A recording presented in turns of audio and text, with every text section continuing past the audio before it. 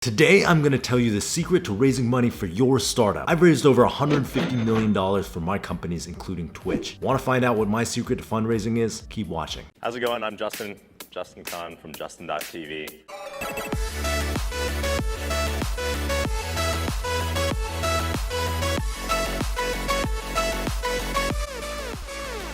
What's up guys, it's me, Justin Khan. Get hyped and bang that subscribe button for business advice, startup war stories, behind the scenes content from my life, and much more. First off, why should you listen to me about fundraising? Well, I've started companies over $1.7 billion in value, and I've raised a lot of money for them. Well over $100 million. In order to raise that money, I've pitched investors hundreds and hundreds of times. And yes, it was exhausting. I've also been an investor, first at Y Combinator and now my fund, Go Capital. And I've been an LP, or an investor, in many other venture funds, so I've really been inside and outside this whole industry. So when are you ready to raise money? Well, most founders think if you just build a great business, then investors are gonna come beating down your door to hand you a big pile of money. If you're waiting for someone to come hand you a big ass pile of money, well, you're gonna be waiting for a long time. The key insight to raising money is not just to build a great business, but also that you have to communicate how great that business is. And the way you do that is with a powerful narrative. Here's an example of why narrative is important. My friend Robert founded a company called MessageBird. His company was bootstrapped, profitable, and already doing tens of millions of dollars in revenue. But Robert couldn't get any venture investor to actually give him a term sheet. So Robert came to me and asked, what am I doing wrong? And I told him, hey, just give me your pitch. And he did, and hey, Robert, I'm sorry to say, it was kind of a mess. I'm out. It was a highly technical pitch, and he didn't really explain it in a way that a layperson without industry expertise could understand. I gave him some suggestions on how to make it simple and how to explain with an analogy what they were doing. In this case, to allow apps to easily send text messages. And I kid you not, 2 weeks later, he had a term sheet and he closed $60 million. Exact same company, different narrative. So what's a good narrative? Well, every story in human history goes the same way. 1, the world's a certain way. 2, something changes. 3, now the world's different. Here's some of my favorite examples. Here comes Peter Parker, what a nerd. Oh no, he gets bitten by a radioactive spider. Boom, he's motherfucking Spider-Man. And here's another. Poor headstrong Lizzie has no boyfriend. Oh no, awkward Mr. Darcy shows up. I fucking hate him. No, actually, never mind. Let's do this. So how does narrative apply to your startup? Well, the world's a certain way. This is the background of the company. What's the problem? What's the market size? Why are you an expert? Why are you building this company? 2, something changes. This is your solution and why now's the time to solve this problem. 3, the world's a new way, aka why your solution is changing the world. This is your traction, your metrics, and why this is going to be big. Here are some tips with your narrative. 1, make things simple and concise. Remember, your audience are not technical experts and they don't know what you know. Remember MessageBird? Make it simple so a layperson can understand. 2, pitch a big vision. Investors want to invest in the next Facebook. They want to invest in the next 100x. They want to invest in a company that's going to take over the world. So pitch the biggest vision that you actually believe in. And don't pitch something you don't believe in because investors will see through that. All right, once you have their narrative, next it's time to practice. Yeah, I know you don't want to hear it. Often, it never occurs to founders that they can practice their pitch. By practicing what you're going to say and testing out different variations, you can improve on all of the following. You can test different narrative arcs, see what lands with people and see what doesn't land. You can build your own confidence.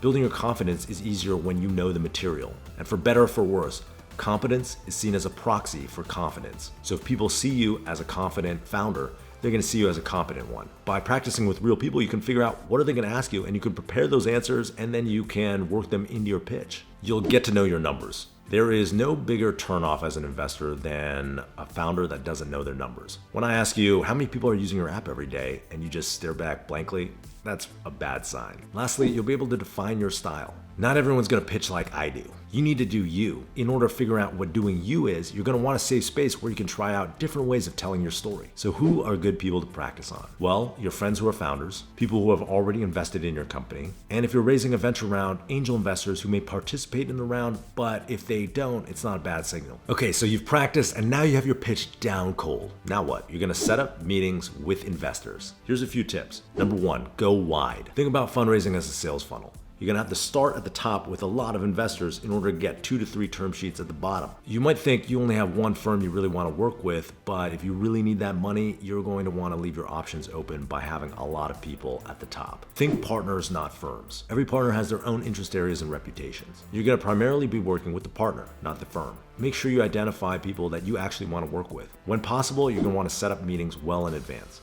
I'm talking 3 to 4 weeks. VCs are often out of the office. They're at the Goldman Internet Conference. They're at TED. They're skiing in Aspen. they're on vacation with their family. You're gonna wanna line up all the meetings at the same time. So if you do get an offer from one person, you're gonna be able to push everyone else to give you an offer. The goal here is to create a competitive market for your company's equity. What I like to do is send everyone I wanna meet with an email a month before I want the meeting, so I can guarantee I can line them up all at the same time. Now, here's the actual process. The first step, individual partner meetings. These are the meetings you've lined up and you're gonna talk to one-on-one with a partner. This is an important step. People are gonna need to get to know you before they're gonna wanna offer you money. Unless you're the hottest company ever, without having a chance to get to know you, people are not gonna write you a term sheet. The second step, once you get through the individual partner meeting, is that the VC is going to say, hey, you should meet my partner or this collection of people, and I wanna get their feedback on your company. This is a multiple partner meeting.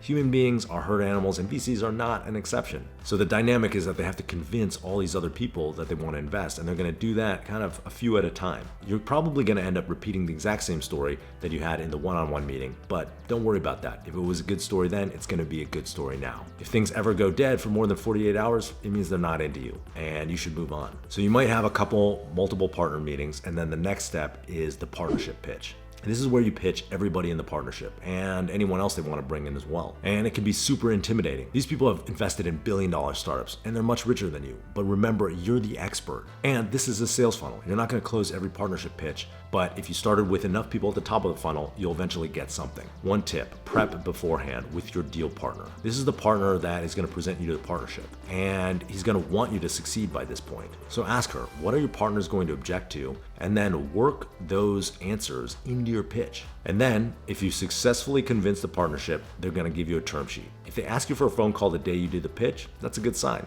If they don't respond to you, that's a bad sign.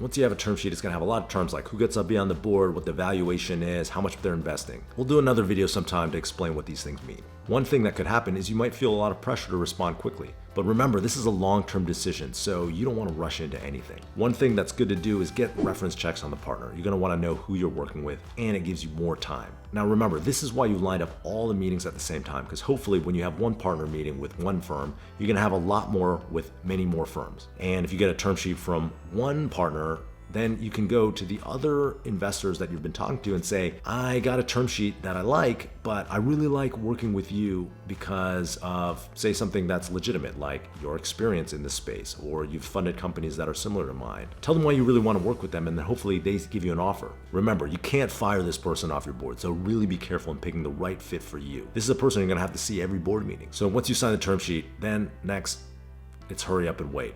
There is a 4 to 6 week period of diligence and actually drafting the docs before you get the money. Then once you've gone through that entire process, boom, money is introduced to your bank account. Here comes the money. Here we go. A couple final tips. Remember, the more money you get, the faster you're gonna spend it. It's likely you're gonna be back at the well raising more money in 12 to 24 months. Also, raising money is a means to an end, not an end itself. The point isn't to raise successively more and more money. I know it can feel like that when you're reading tech crunches about how your friend raised a $100 million round, but that isn't the goal. The goal is to have a successful company. If you become profitable, you won't have to beg people for more money in a year, and you'll control your own destiny. Boom! Go use these tips to raise hundreds of millions of dollars. I'm rooting for you. If you like this video, bang that subscribe button, and I will see you next time. Now.